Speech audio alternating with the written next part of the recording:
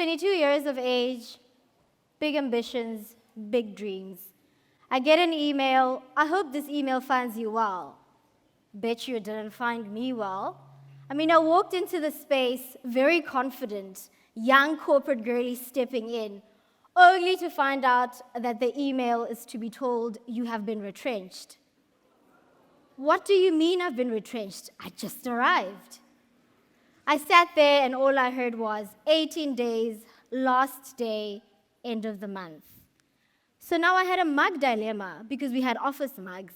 So I asked myself, do I take back the office mug or do I keep it as a trophy? Now it came to losing and rebuilding. Retrenchment, losing my job, my independence, and my own identity. From paycheck to now negotiating curfew times with my mom. That was not it. And the imposter syndrome crept in. In that moment, I really thought I had it all. I'm just a 22-year-old looking as if I am the one that is the CEO of the company, dressed as if I've got shares in the company, and you're telling me I'm retrenched? Despite having the degree, right after that, I did a couple of odd jobs, but they really prepared me for what lied ahead. Humbling, if you may ask me. A Stellenbosch University graduate, doing a couple of odd jobs to make it across the line.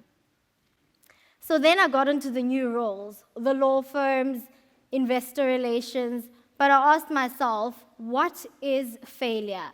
For me, failure was just a stepping stone to success. And I said, resilience is not built when life is easy, but when it falls apart. And only at the age of 22, mine seemingly fell apart, but was only the beginning. The interesting element is that right after that, I had interesting bosses. I call them interesting bosses because technically we would call them bad bosses. And what happened in that moment, I was young, inquisitive, and best believe I stepped forward with the concept of transformation.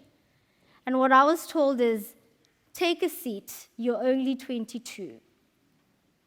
The 10 p.m. emails, I hope this email finds you well, is a quick one. Best believe once you step out, it's never a quick one. I asked myself, what is the concept of Ubuntu in this regard? Because with failure, in my own opinion, I thought I'd be stepping into what would be easy, but rather what was a lion's den. But the lessons to it was that bad bosses are actually lessons for a better tomorrow.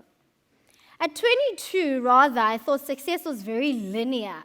Who am I to sit on the World Economic Forum and really think I've made it?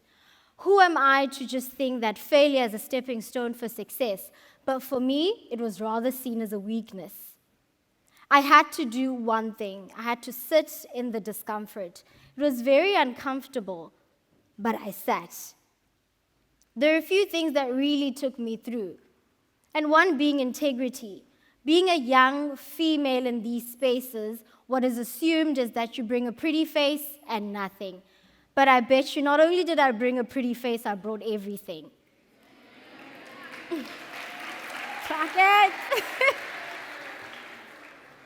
For me, leadership in transition wasn't about answering all the questions, but daring to figure it out. I had to step into positions where the leaders were about 60 going into 70. So no offense, because those are actually the holders of the information. However, there was new leadership coming into place. There was transformation that had to take place. And with transformation, you're met with resistance. And I went forward with it.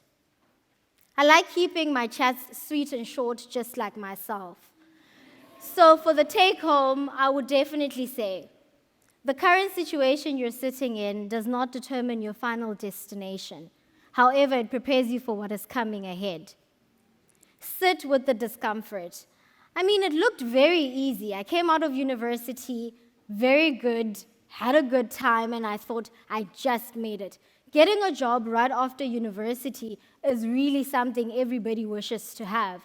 And the moment I had that, I really thought I made it. Big LinkedIn post, graduate, freshers, thank you for taking me into the market. Little did I know a couple of weeks later, I will be retrenched. Instead, I sat in the discomfort. Number one, it's filled with realistically a very big patch of embarrassment. Not only was I embarrassed, I thought I had disappointed myself. I thought I had disappointed my diary that was written, "Dear black child, you made it." I had to go back and say, "Dear black child, you made it back home." And the structure of support that I had, which is one important thing, in leadership positions, the one thing that really keeps you steady are the people next to you. These are your haka mates, these is your family. For me particularly, my brother, my mother, my partner, and mostly my peers. And when I say my peers, I mean the colleagues that were young, just like me in the working environment. Essentially, what happened when we got into the working environment, we tend to think that the older people don't really know it because you're pretty young, pretty fresh, and you really think you've got it all figured out in the textbook. But what really matters is you asking all the questions, and number two, embracing the fact that you are bound to fail. The last one is integrity and hard work. For me, I really stood my ground, having to sit in forums, trying to understand my way and trying to stand my voice and also go through and say, this is really what I would like and this is what I wouldn't like. I had to be very, very, very firm in staying with integrity. One thing that I would also like to say is that failure is not the opposite of success. It is the tuition you pay for it. So in that moment when I say, when you hear the Titanic song coming up, probably in a couple of seconds, know that my short time here with you is done. Setbacks are really very much inevitable, and that's one thing that you really need to take with you.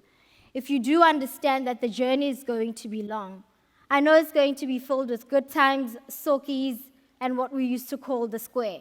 Enjoy those moments because they really go very quickly. But none of them get to write your final story because it's only the beginning. The 22-year-old me did not only see failure as a starting point, but as a foundation for resilience.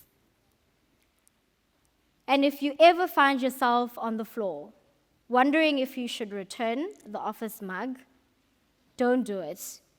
Keep it and let it remind you that this is the beginning of resilience, growth, and success. All the best.